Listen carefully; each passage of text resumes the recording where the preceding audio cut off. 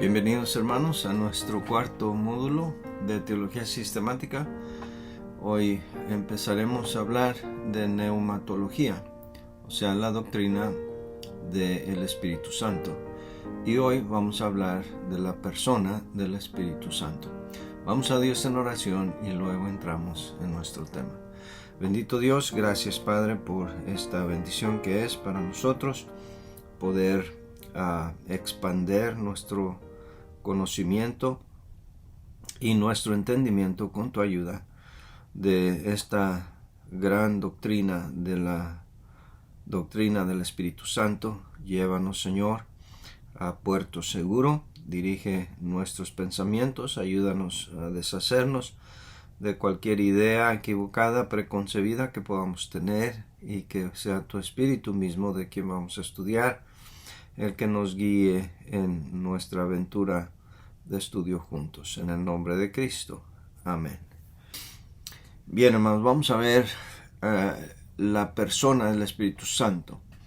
El Espíritu Santo es una persona y ha sido ignorada la persona del Espíritu Santo, y ha sido tergiversada esta importante doctrina. Entonces vamos a ver qué nos enseña la Biblia respecto a esto. Vamos a ver su personalidad y su divinidad. En cuanto a su personalidad, el Espíritu Santo posee las características de personalidad. Todos los teólogos y los sociólogos y filósofos han estado de acuerdo, han estado en perfecta armonía en distinguir los tres elementos de personalidad, lo que constituye a cualquier ser como una persona, no necesariamente nosotros como seres humanos, sino en general lo que constituye una persona. Y esos tres elementos son intelecto, voluntad o volición y sensibilidad, no necesariamente en este orden. La idea de que como el Espíritu Santo es espíritu precisamente y no tiene cuerpo, eso ha llevado a muchos a negar la persona o la personalidad del aspecto del Espíritu Santo como persona. Y vamos a refutar eso en nuestro estudio hoy. Entonces vamos a entrar a este tema. Primero, el Espíritu Santo es persona porque tiene intelecto. La Biblia nos habla de algunas obras, algunas acciones que ejerce o que ejecuta el Espíritu Santo como persona. Por ejemplo, piensa. Hechos 15:28 dice: porque ha parecido bien al Espíritu Santo y a nosotros no imponeros ninguna carga más que estas cosas necesarias. Al decir aquí ha parecido bien al Espíritu Santo y a nosotros, el proceso de analizar, de procesar mentalmente una situación, una decisión, que aquí es expresada con estas palabras, ha parecido bien, indica pues que la persona que ejecuta eso, que hace eso, es una persona. Porque además lo compara con los mismos discípulos que hablan aquí, ¿verdad? Ha parecido bien al Espíritu Santo y a nosotros. Quiere decir que el Espíritu Santo tiene esta capacidad, al igual que nosotros, de analizar, de evaluar y de decidir y de tener esta opinión, esta decisión como resultado de un proceso mental. Eso habla de intelecto. Además, conoce, dice la Biblia en 1 Corintios 2:11, porque ¿quién de los hombres sabe las cosas del hombre, sino el espíritu del hombre que está en él? Así tampoco nadie conoció las cosas de Dios, sino el Espíritu de Dios. Una vez más, esta es una evidencia de intelecto. Y además enseña. 1 Corintios 2:13, ahí más adelante dice, lo cual también hablamos no con palabras enseñadas por sabiduría humana, sino con las que enseña el Espíritu, acompañando lo espiritual a lo espiritual. Una vez más, otro proceso mental en el que para poder enseñar, pues por supuesto tiene uno que haber aprendido primero y luego tiene que ejercer uno un proceso mental en el cual tiene uno que organizar sus pensamientos, presentarlos en un cierto orden, de manera que tengan lógica, que tengan coherencia y que sean fáciles de asimilar para nuestros oyentes, alumnos, maestros o miembros de la iglesia, si estamos predicando o enseñando en la iglesia. Entonces, el Espíritu Santo enseña, y si enseña, es evidencia que tiene intelecto. Aunque a veces nosotros usamos equivocadamente términos como ¿quién te enseñó a tocar el piano? No, yo me enseñé solo. Lo cual es una contradicción, ¿verdad? Porque ¿cómo se puede enseñar a sí mismo si no sabía? El que enseña es el que ya sabe. La manera correcta de decir es yo aprendí solo. Es diferente a decir yo me enseñé solo. Pero en fin, eso es cuestión de gramática, ¿verdad? Pero cometemos ese error al hablar. El Espíritu Santo tiene también sensibilidad. O sea, tiene sentimientos, siente. Entre los sentimientos está el amor. Dice Romanos 15:30. Pero os ruego, hermanos, por nuestro Señor Jesucristo y por el amor del Espíritu, que me ayudéis orando por mí a Dios. Por el amor del Espíritu. Si el Espíritu tiene amor, y esto se puede ver en dos vías de ida y de regreso, ya sea que uno es el que sienta amor por el Espíritu o por el amor que el Espíritu siente por nosotros, como quiera que sea. Si alguien quiere interpretarlo de una u otra manera, sea objeto del amor, o sea el sujeto del amor, o sea de donde emana el amor, tiene capacidad emocional, tiene sensibilidad. Otro ejemplo más claro quizás sería Efesios 4:30, donde dice, y no contristéis al Espíritu Santo de Dios, con el cual fuisteis sellados para el día de la redención. Si el Espíritu Santo puede ser contristado o entristecido, es otra evidencia de que tiene sensibilidad, tiene emociones, igual que nosotros. Y claro, hay otros más, no nos da tiempo aquí de analizarlos todos estos elementos, estos versículos en forma exhaustiva. Los libros de texto que tenemos abundan más sobre esto. Seguimos adelante. También tiene voluntad o volición. Esa gente con libre albedrío, igual que nosotros, de ahí que nosotros hayamos sido creados a imagen y semejanza de Dios con libre albedrío, con voluntad propia. Y el Espíritu Santo ejerce su voluntad, dice 1 Corintios 12:11. Por todas estas cosas, pero todas estas cosas las hace uno y el mismo Espíritu, repartiendo a cada uno en particular como Él quiere, hablando de cómo distribuye los dones del Espíritu Santo entre los miembros de la iglesia. Los distribuye como Él quiere. Quiere decir que Él tiene este atributo, esta propiedad que tenemos nosotros de decidir, de escoger y de ejercer su voluntad, como quieran expresarlo.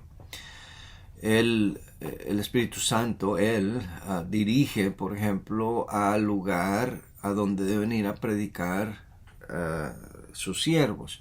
Vamos a ver este pasaje un poco más largo, pero vamos a verlo. Dice Hechos 16, del 6 al 10. Y atravesando Frigia y la provincia de Galacia, les fue prohibido por el Espíritu Santo hablar la palabra en Asia. Y cuando llegaron a Misia, intentaron ir a Bitinia, pero el Espíritu Santo no se lo permitió. y pasando junto a Misia descendieron a Troas. Y se le mostró a Pablo una visión de noche. Un varón macedonio estaba en pie rogándole y diciéndole: pasa a Macedonia y ayúdanos. Cuando vio la visión, enseguida procuramos partir para Macedonia, dando por cierto que Dios nos llamaba para que les anunciásemos el Evangelio. Y creo que este es el versículo 11. Zarpando pues de Troas, vinimos con rumbo directo a Samotracia y el día siguiente a Neápolis.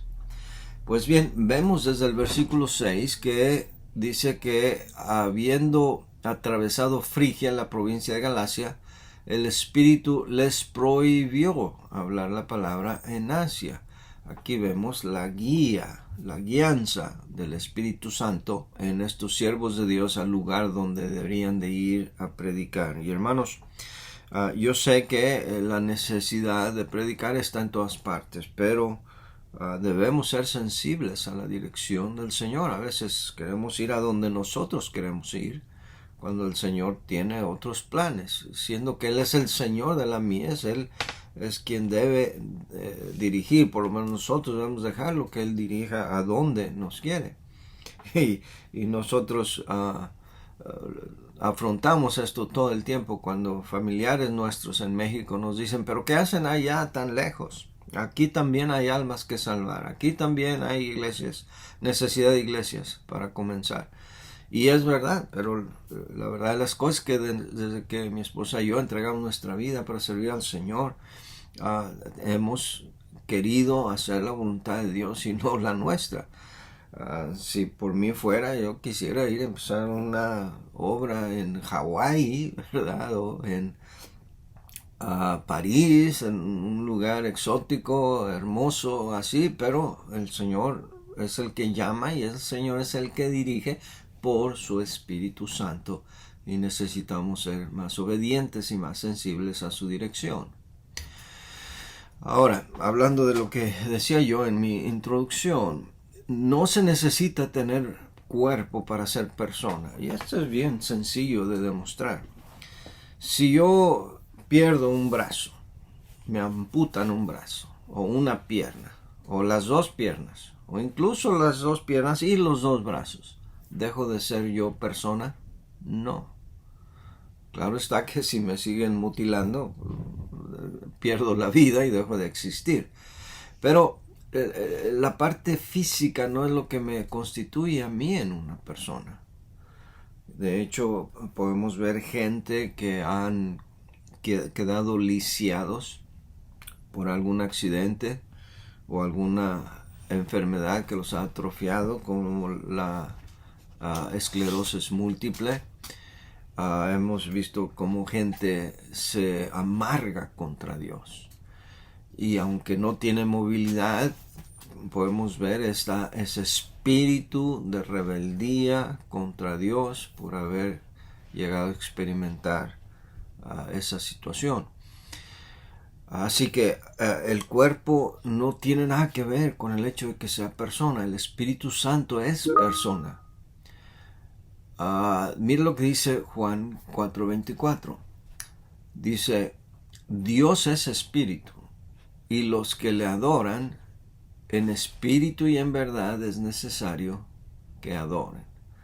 Así que si nosotros negamos la personalidad del Espíritu Santo, tendríamos que negar la personalidad de Dios mismo, porque Dios es espíritu y sin embargo Dios es persona. Ahora, Dios se hizo visible por medio de su Hijo Jesucristo. Su Hijo Jesucristo lo dio a conocer. Pero el Espíritu Santo, aunque se hizo visible, por ejemplo, en el bautismo del Señor Jesucristo en forma de paloma, el Espíritu Santo en realidad es invisible. Pero no deja de ser persona. Así que no nos dejemos llevar, y este es el error que han cometido sectas enteras al negar la personalidad del Espíritu Santo, arguyendo o argumentando que el Espíritu Santo es espíritu, no tiene cuerpo y por lo tanto no puede ser persona, lo cual es absolutamente falso. Cuando veamos demonología, estudiaremos también que Satanás, otro ser espiritual, es persona, piensa, siente odio y también tiene voluntad propia, voluntad que ejerció en su rebeldía, su rebelión contra Dios. Bien, ahora vamos a ver cómo, además de los elementos indispensables de personalidad, el Espíritu Santo también hace obras, ejerce obras como una persona. Por ejemplo, enseña. Ya hablamos un poquito de esto, pero vamos a otro versículo. Dice Juan 14:26, mas el Consolador, el Espíritu Santo, a quien el Padre enviará en mi nombre, Él os enseñará todas las cosas y os recordará todo lo que yo os he dicho. Y además de enseñar, pues el Espíritu Santo intercede. Romanos 8:26. Y de igual manera, el Espíritu nos ayuda en nuestra debilidad, pues ¿qué hemos de pedir como conviene? No lo sabemos. Pero el Espíritu mismo intercede por nosotros con gemidos indecibles. Qué hermoso ministerio del Espíritu Santo de ayudarnos en nuestra oración cuando nosotros derramamos nuestra alma delante de Dios y aún no sabemos cómo pedir. A veces pedimos de cierta manera que Dios provea, por ejemplo, para un trabajo y resulta que a veces perdemos completamente el trabajo. No solamente recibimos un aumento, sino que perdemos el trabajo. Pero es porque a veces Dios tiene un trabajo mejor pagado, bajo mejores condiciones. Y de esa manera Dios bendice más de lo que merecemos y más de lo que pedimos. Y ahí está la obra de intercesora del Espíritu Santo que nos ayuda en nuestra debilidad. Porque nosotros tenemos una visión muy limitada, pero el Espíritu Santo, gracias al Señor, intercede por nosotros. Y también habla, el Espíritu Santo habla, dice 1 Timoteo 4:1. Pero el Espíritu dice claramente que en los postreros tiempos algunos apostatarán de la fe, escuchando espíritus engañadores y a doctrinas de demonios.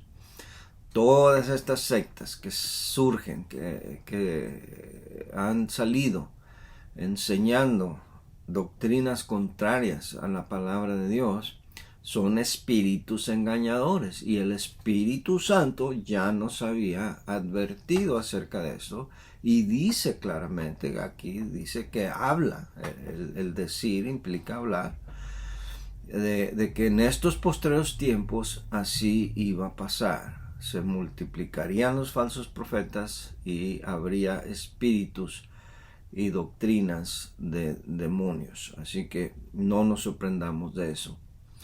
Ahora, no solamente el Espíritu Santo hace obras o realiza acciones como una persona, sino que recibe, es el objeto de acciones de otras personas dirigidas a personas. Por ejemplo, el Espíritu Santo puede ser tentado. El famoso pasaje de Ananías y Zafiras. Pedro les dice en Hechos 5:9, y Pedro le dijo: ¿por qué convinisteis en tentar al Espíritu del Señor? He aquí a la puerta los pies de los que han sepultado a tu marido, y te sacarán a ti.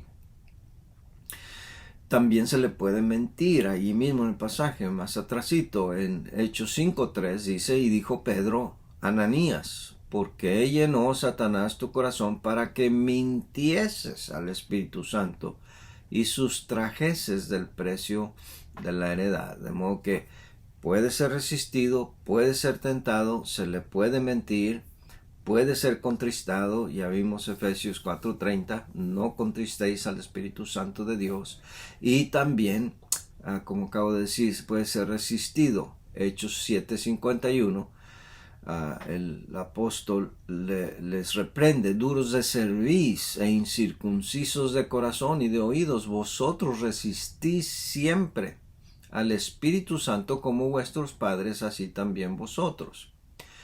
Y además puede ser obedecido, como dice Hechos 10, del 19 al 21. Dice: y mientras Pedro pensaba en la visión, le dijo el Espíritu: he aquí 3 hombres te buscan. Levántate pues y desciende y no dudes de ir con ellos, porque yo los he enviado. Entonces Pedro, descendiendo a donde estaban los hombres que fueron enviados por Cornelio, les dijo: He aquí, yo soy el que buscáis. ¿Cuál es la causa por la que habéis venido? De modo que el Espíritu Santo pues puede ser tentado, se le puede mentir, puede ser resistido. Todas obras dirigidas hacia él por otras personas, que normalmente son dirigidas a personas, de modo que el Espíritu Santo es una persona.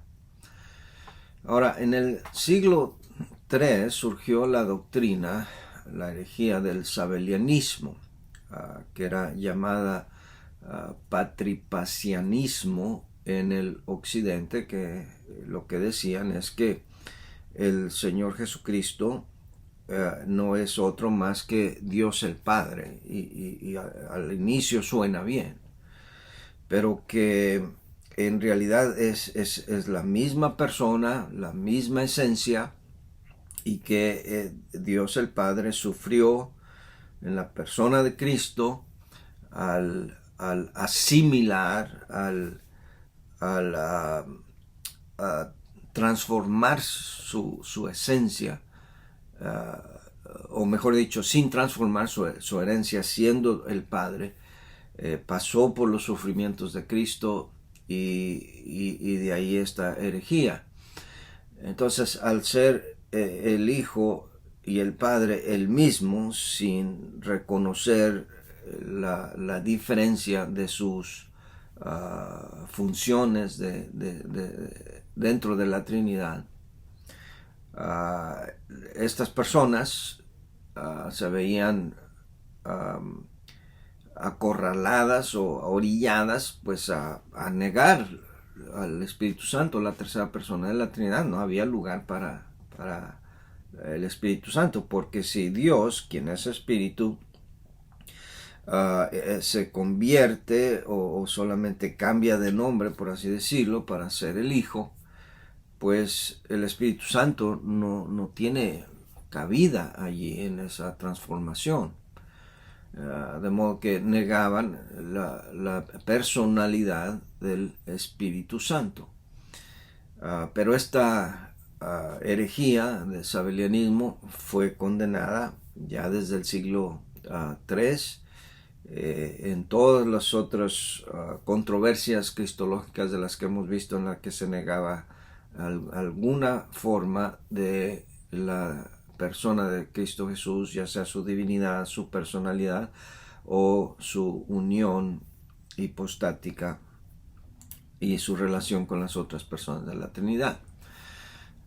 Y seguimos nosotros repudiando esa herejía. Esa herejía es perpetrada hasta nuestros días por los testigos de Jehová. Son los modernos sabelianistas. Confunden a la persona con el poder. Pero la Biblia enseña y distingue ampliamente tanto la persona como el poder. Vemos, por ejemplo, Hechos 10:38. Dice allí: cómo Dios ungió con el Espíritu Santo y con poder. Ungió con las dos cosas, con Espíritu Santo y con poder. Si fuera lo mismo, no tendría que hacer este pleonasmo, esta repetición. No, dice: ungió con el Espíritu Santo y con poder a Jesús de Nazaret, y cómo éste anduvo haciendo bienes y sanando a todos los oprimidos del diablo, porque Dios estaba con él. Y Romanos 15:13 dice: y el Dios de esperanza os llene de todo gozo y paz en el creer, para que abundéis en esperanza por el poder del Espíritu Santo. Si el Espíritu Santo fuera el poder de Dios, aquí sería otro pleonasmo, otra repetición inútil. Tendría que decir: abundéis en esperanza por el Espíritu Santo o por el poder de Dios, una de las dos, pero dice el poder del Espíritu Santo. Claramente la Biblia distingue uno del otro. Ahora, eso es en cuanto a la personalidad del Espíritu Santo.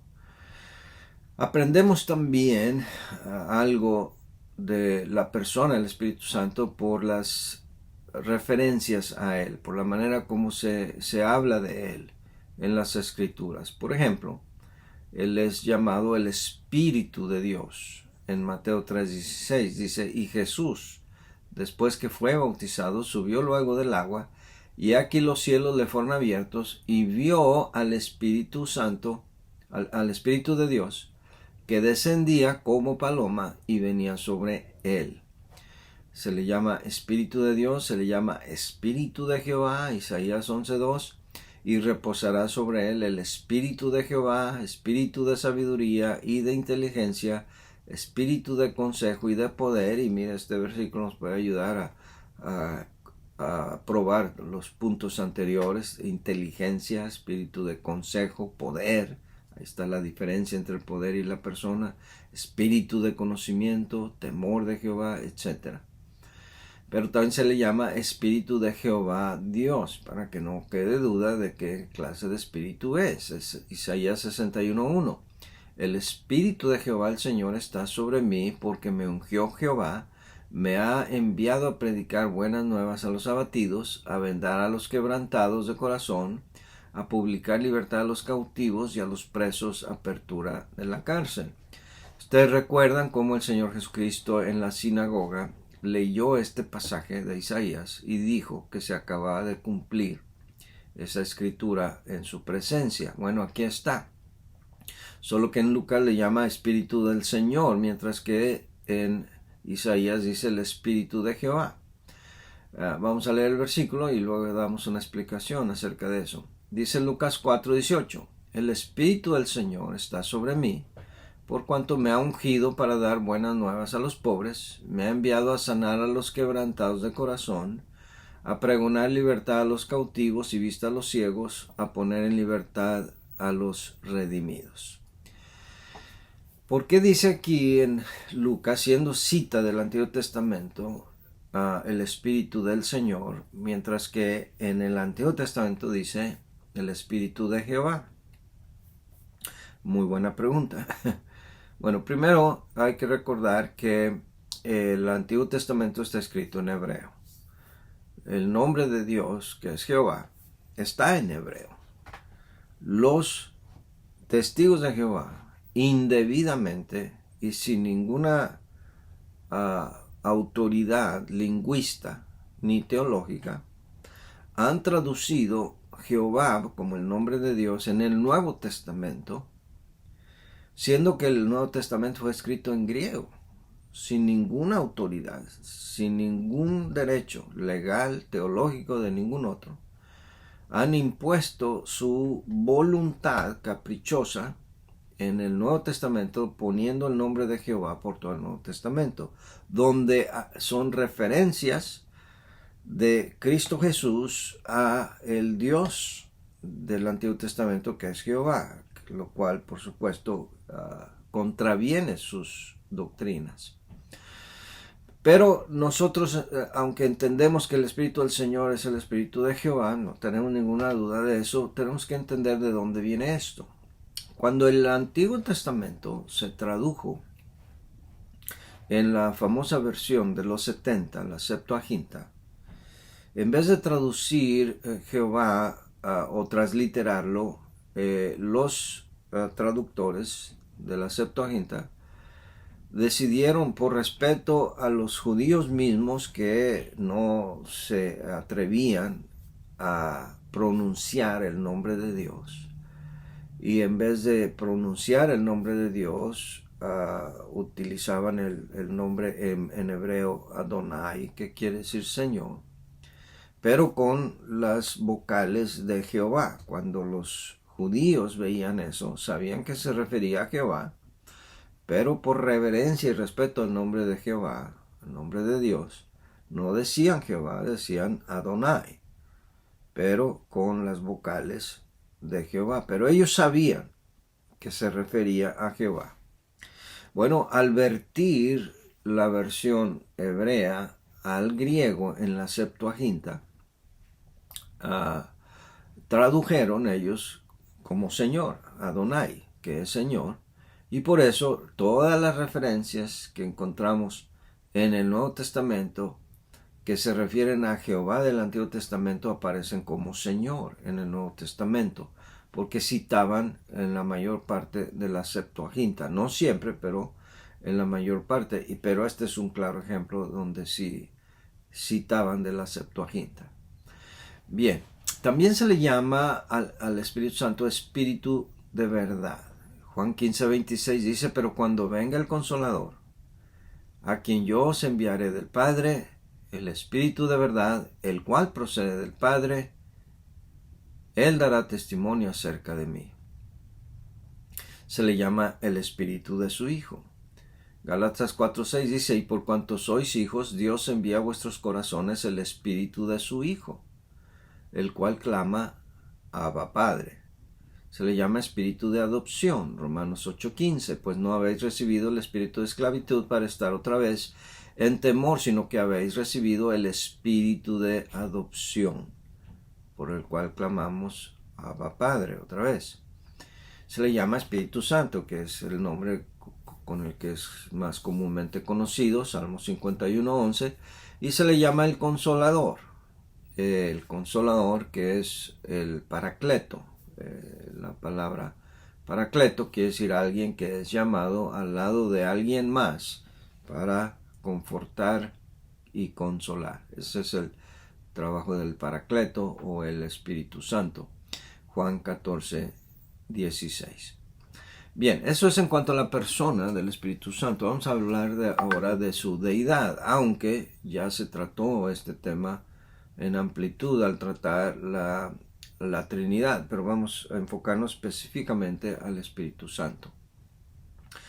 Primero, en la palabra de Dios, en la Biblia, en las Escrituras, se reconoce abierta y directamente la divinidad del Espíritu Santo. No solamente es persona, sino que es divino, es Dios. Por lo tanto, ya que no creemos en tres dioses, el Espíritu Santo, que es Dios, tiene que ser uno con el Padre y tiene que ser uno con el Hijo, como hay evidencia en la palabra de Dios y que lo hemos demostrado al tratar sobre el tema de la Trinidad.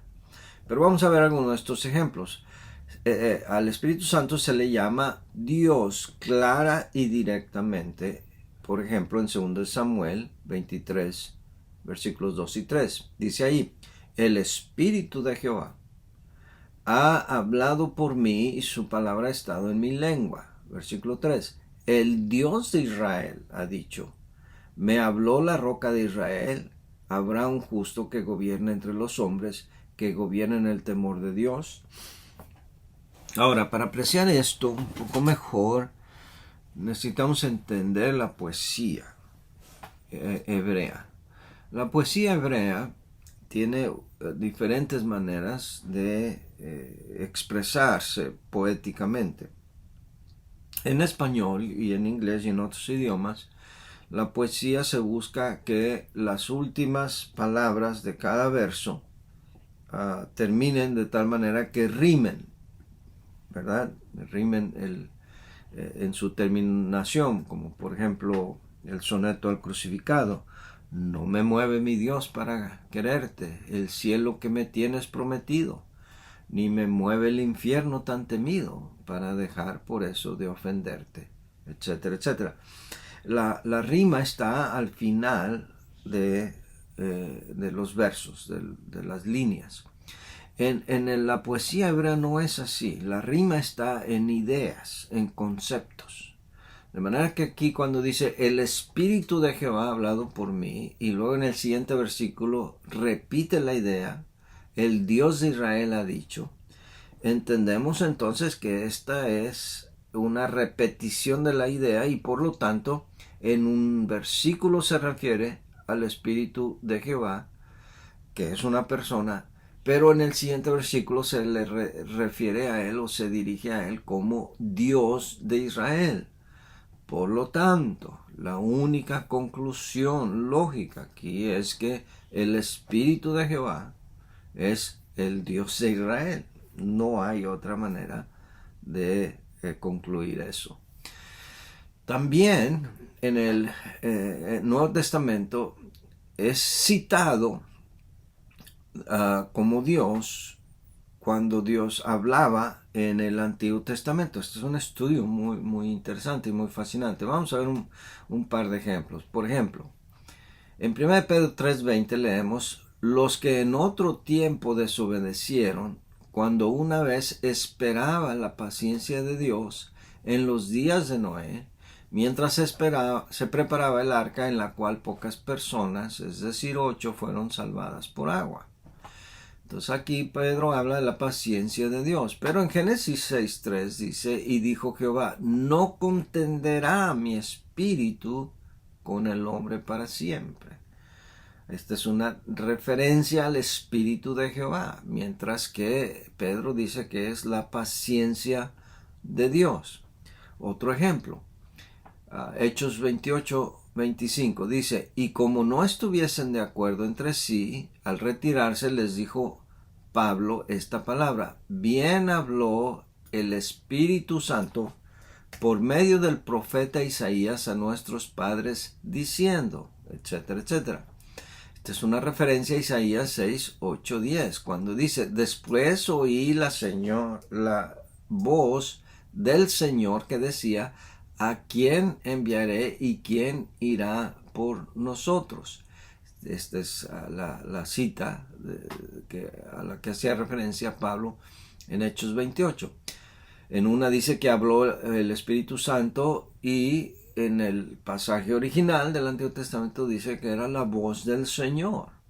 Una alusión bien directa a eso. Dice el versículo 9: y dijo: anda y di a este pueblo, oíd bien y no entendáis, ved por cierto, mas no comprendáis. 10. Engruesa el corazón de este pueblo y agrava sus oídos y ciega sus ojos, etcétera, etcétera. Una clara referencia a la divinidad del Espíritu Santo.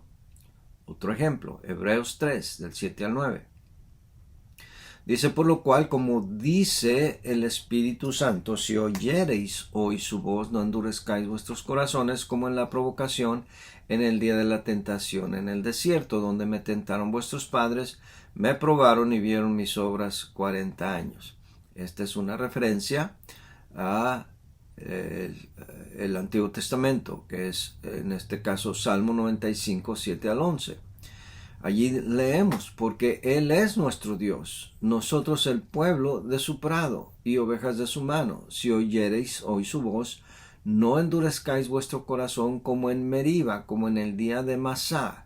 Meriba es provocación, Masá es la tentación. Estas dos palabras solamente se transliteraron en hebreo, en el pasaje original del Salmo, mientras que Pedro la cita ya traducidas de la Septuaginta, una vez más, la provocación y la tentación en el desierto. Dice el versículo 9: donde me tentaron vuestros padres, me probaron y vieron mis obras. 40 años estuve disgustado con la nación y dije: pueblo es que divaga de corazón y no han conocido mis caminos. Por tanto juré en mi furor que no entrarían en mi reposo.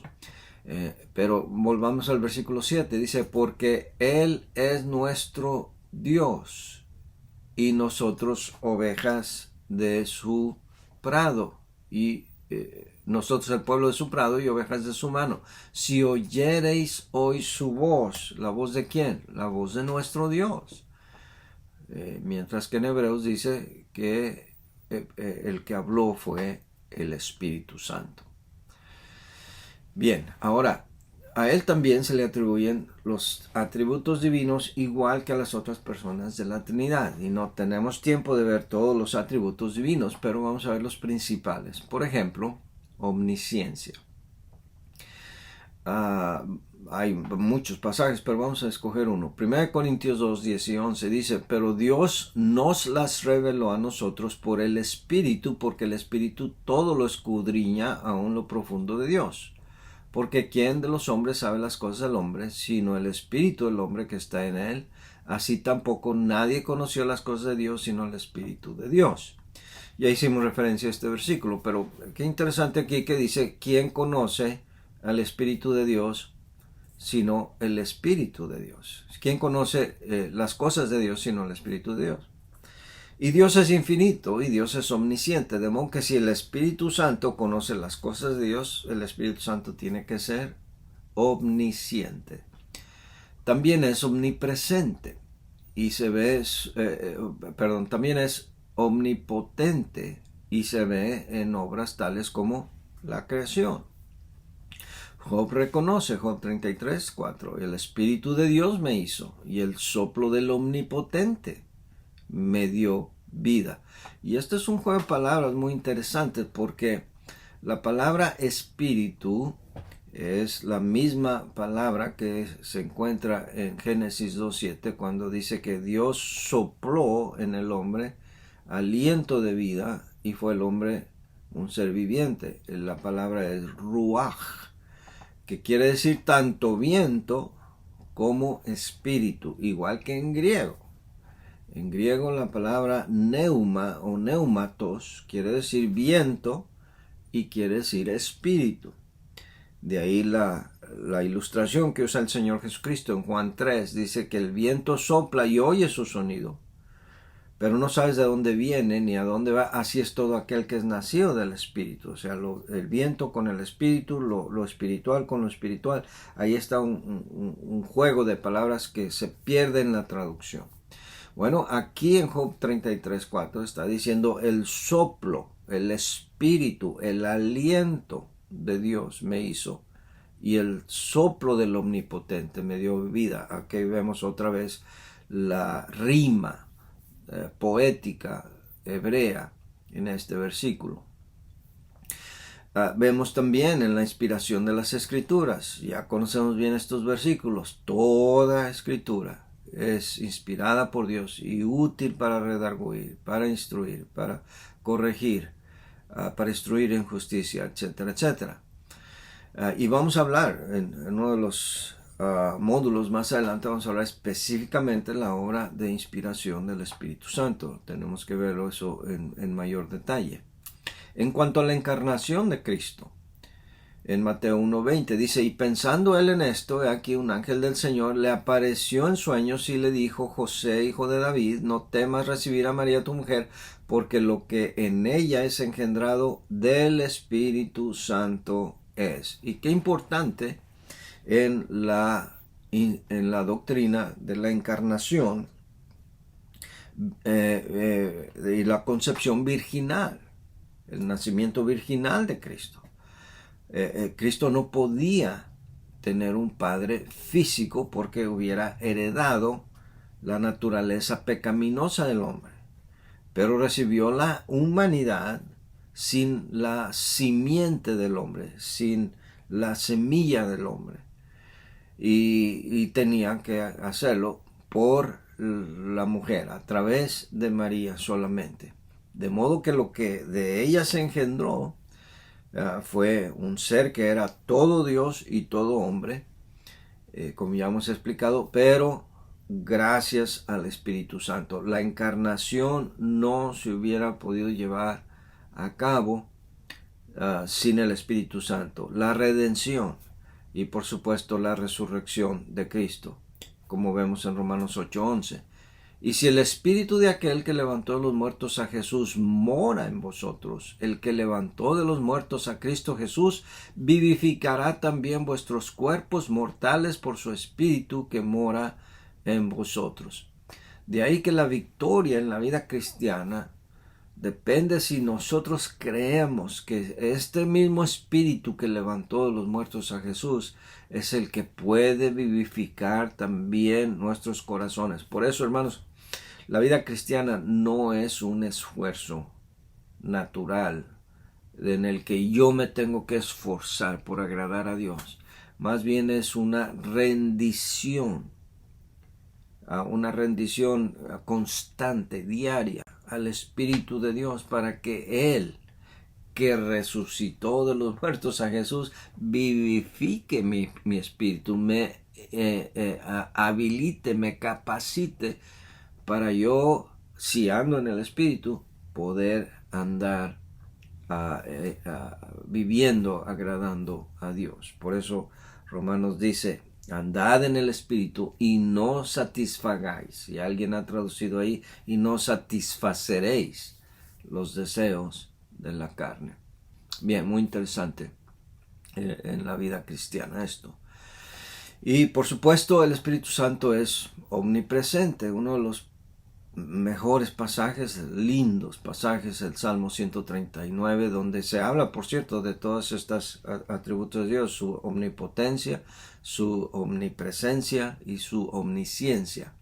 Pero vamos a ver aquí solamente la porción referente a su omnipresencia. Dice el versículo 7, ¿a dónde me iré de tu espíritu? ¿Y a dónde huiré de tu presencia?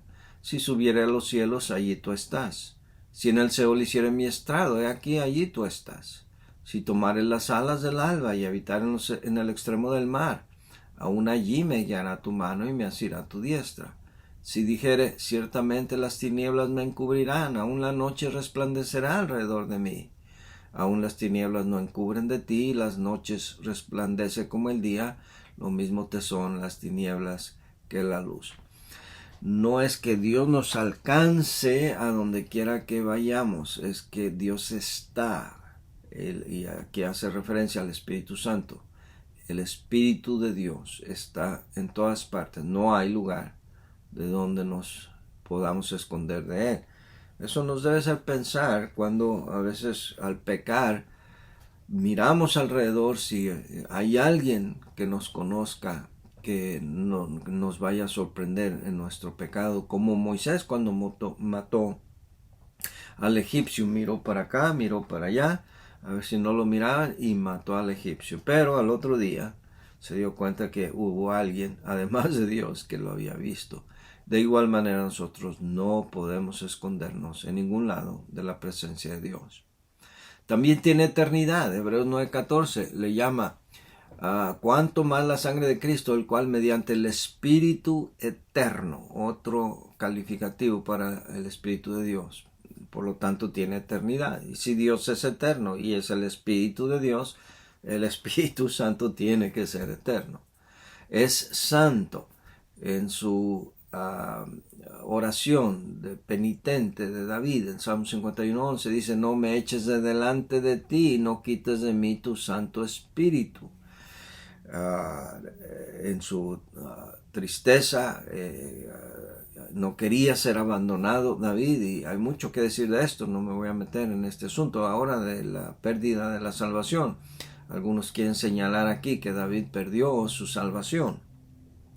Bueno, podría haber sido abandonado por el Espíritu Santo, ya que el Espíritu Santo que viene a morar al creyente, eso es doctrina del Nuevo Testamento. En el Antiguo Testamento el Espíritu Santo podía venir, y ya veremos esto en detalle después, sobre individuos bajo ciertas circunstancias, con ciertos propósitos, como sobre Sansón, como sobre Saúl mismo que profetizó, pero que se iba de ellos. El Espíritu los abandonaba.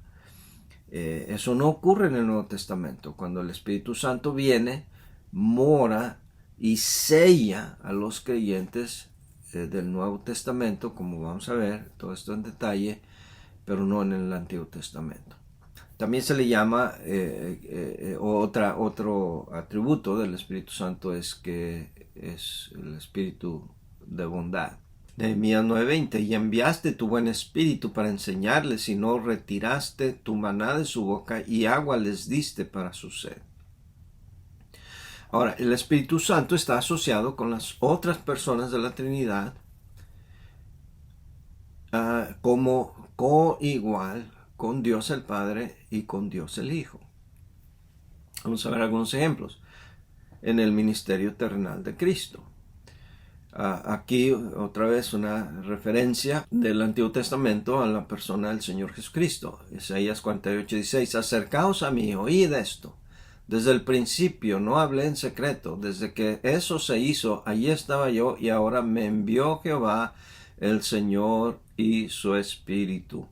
Este es el ministerio del Señor Jesucristo, y luego el pasaje que ya leímos de Lucas 4:18.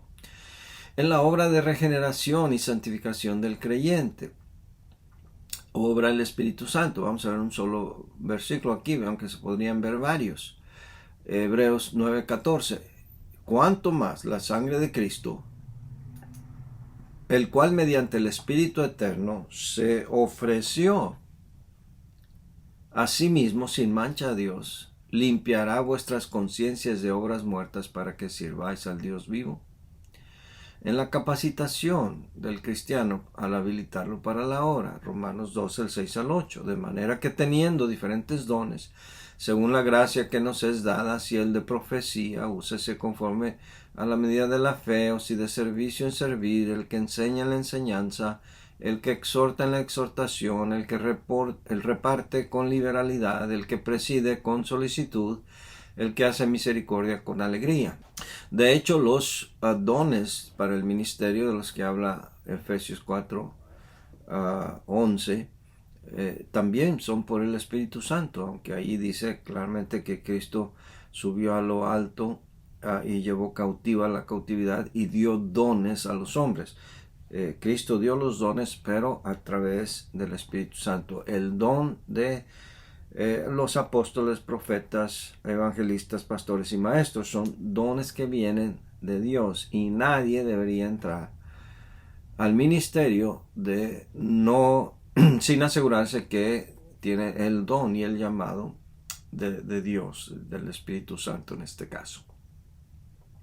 Bien, en la capacitación del cristiano para habilitarlo hacia el camino de perfección al que debe de ir. Judas 20:21 dice: estos son los que causan divisiones, los sensuales que no tienen al Espíritu. Pero vosotros, amados, edificaos sobre vuestra santísima fe, orando en el Espíritu Santo. Nuestro camino a la perfección, y aunque no lo lograremos en este lado de la eternidad, no puede llevarse a cabo fuera del Espíritu Santo, sin la ayuda del Espíritu Santo, de modo que Él es el que nos habilita y nos capacita. Por último, vamos a ver cómo el Espíritu Santo está colocado al mismo nivel que Dios el Padre, Dios el Hijo, en dos frases, en dos declaraciones de suma importancia para el cristiano. Una es la fórmula bautismal, que está en el pasaje de la Gran Comisión, Mateo 28:19, dice: por tanto, id y haced discípulos a todas las naciones, bautizándolos en el nombre del Padre, y del Hijo, y del Espíritu Santo. Y yo sé que hay muchas sectas que han malinterpretado este pasaje y luego van al libro de Hechos y dicen que hay que bautizarse en el nombre de Jesucristo, que aquí no en este pasaje de Mateo no se refiere a nombres de cada uno, que son títulos. Patrañas no entienden español. En el nombre simplemente quiere decir con la autoridad de, con el mandato de el Padre, el Hijo y el Espíritu Santo. Quiere decir que así como el Padre encomienda, manda, comisiona, así el Hijo también, y así el Espíritu Santo también. Con esa autoridad, como empieza diciendo en este pasaje el Señor Jesucristo: toda autoridad me es dada en el cielo y en la tierra, el Espíritu Santo también. Y podemos confiadamente, al bautizar a alguien, decirle: en el nombre del Padre, del Hijo y del Espíritu Santo te bautizo, mi hermano, mi hermana. Y la otra expresión, frase de mucho significado para nosotros los cristianos, es la bendición apostólica de 2 de Corintios 13:14, donde se utilizaba antes en muchas iglesias al despedir la congregación. Ahora casi no se usa. Pero la bendición apostólica dice: la gracia del Señor Jesucristo, el amor de Dios y la comunión del Espíritu Santo sea con todos vosotros. Amén. Y esta bendición apostólica se ha comparado con la bendición sacerdotal de Números 6, 24 al 26, en donde hay una triple bendición de parte de Dios. y al mencionarse de tres maneras, aquí vemos cómo coincide con las tres personas de la Trinidad. La gracia del Señor Jesucristo, el amor de Dios y la comunión del Espíritu Santo, lo cual habla tanto de la Trinidad como de la divinidad del Espíritu Santo. Bien, hermanos, hemos llegado al final de nuestra lección. Dios les bendiga. Nos vemos la próxima.